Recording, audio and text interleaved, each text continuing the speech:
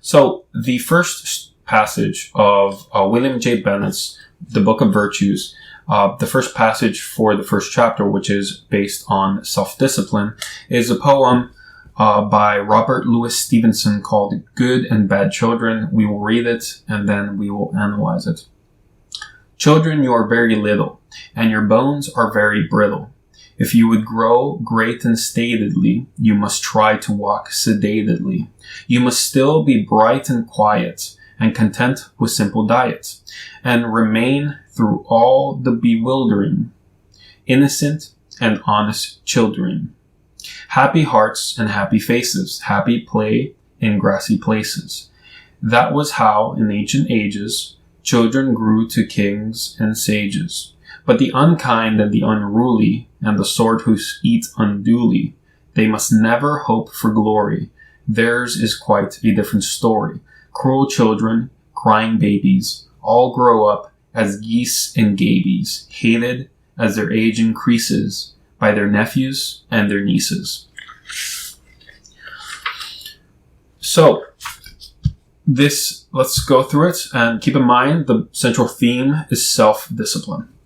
So on the first little passage, we have the description of how children first are, how human beings are first are small, fragile, bones are brittle. Anything could destroy us, essentially. And so how do you make yourself more, stronger for the hardship of life? Well, the suggestion is to be sedated. Now, what does that mean? Well, sedation, right, and anesthesia is that you don't feel anything. And so basically the prescription is to be stoic, is to not react to pain and to hardship, not to overreact at the very least, to keep your cool, to control yourself.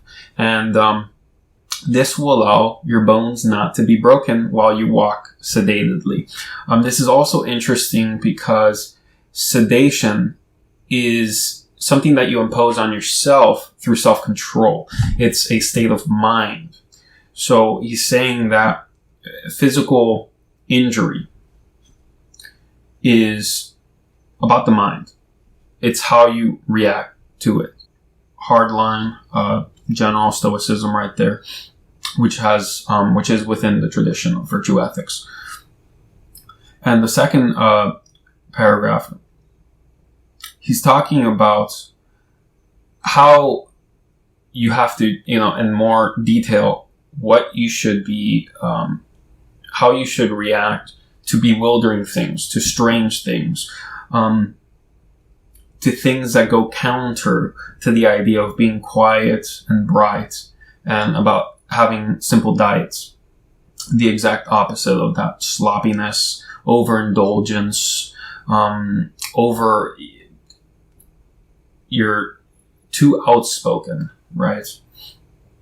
And being outspoken is a type of overindulgence. Sometimes you don't really have to say that much stuff.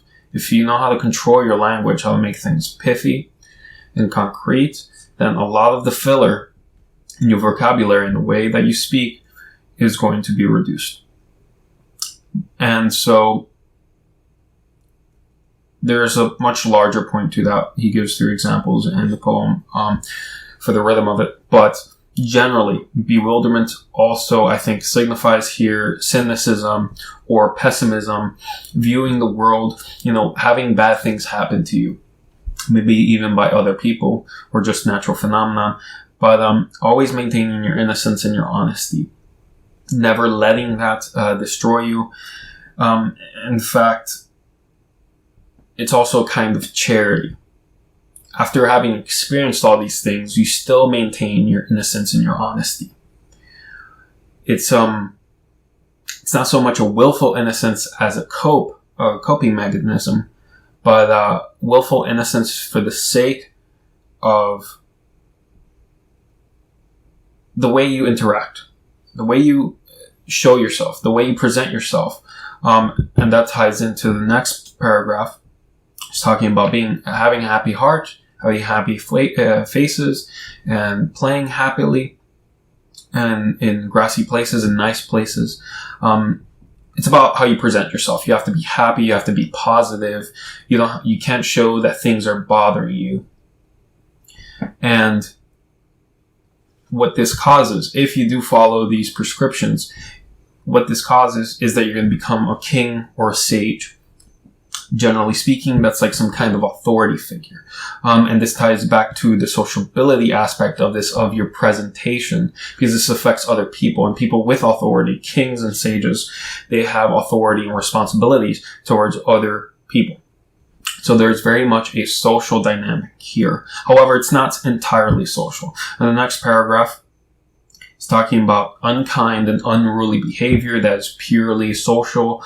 Kindness is something you do to another person. Maybe you could be kind to yourself. And we could use that word. We could use that as a metaphor, but mainly unkind and unruly relates to other people. However, the next bad quality, of eating unduly. Now, you could say that there's a social element to that. Maybe you're eating too much and you're not letting for other people, or you're not eating what you need, basically sharing rations or something like that. But it's also an individual thing. Overeating, overindulging is not good for you individually. Your stomach hurts, you're full, you can't do as much stuff, you're lazy, you go to sleep when you shouldn't be going to sleep, right after dinner. No, you gotta wait until it's nighttime to go sleep. Things like this has an individual impact. And then this is further pointed out both on the social and individual level. In the last paragraph, I'm talking about cruel children. Cruelty is something you do to another person, so that's a social characteristic. It also says crying baby. Crying, showing sorrow isn't necessarily a social thing. Of course, that relates to interactions with other people, being sad, of course, but it's mainly something that affects the individual, affects your own state of being, even though we could say that these things are contagious. However, the contagion thing isn't the big thing. It's more of the individual thing. And I think the contagion part, the social aspect of crying, of complaining, isn't because then other people start crying and start complaining in the same way that if you're happy, other people will feel happy. And this is, there are psychological studies in this. If you smile, the person you're smiling to is going to more likely than not smile back to you. It's going to make them feel better. If you're agitated, other people are going to be agitated. However, the reaction to crying and to being cruel as well, is that other people don't like it. They're not going to follow your footsteps. It in fact is a complete rejection of you. It's talking about your nieces and your nephews and your nieces rejecting you for acting in this way, whether it be bad social behavior or bad individual practices. And now, of course, the other meaning of that final little line, nephew, talking about the disapproval of your nephews and your nieces. Why are you talking about nephews and nieces? Right? For obviously, this is about how other children interact with you, how a child interacts with an older person who is supposed to be mature, but isn't actually mature. He's a kind of man-child. But why didn't you pick children, your sons and daughters, right? They're children as well.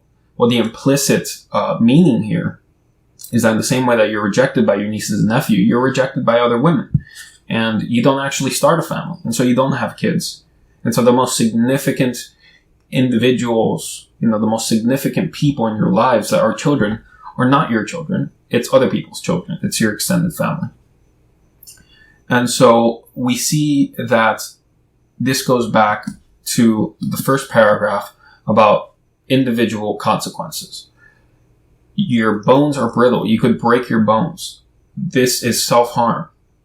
This overindulgence is self-harm. It's not just something that you do to get along with other people, but it's actively destructive to yourself. Thank you.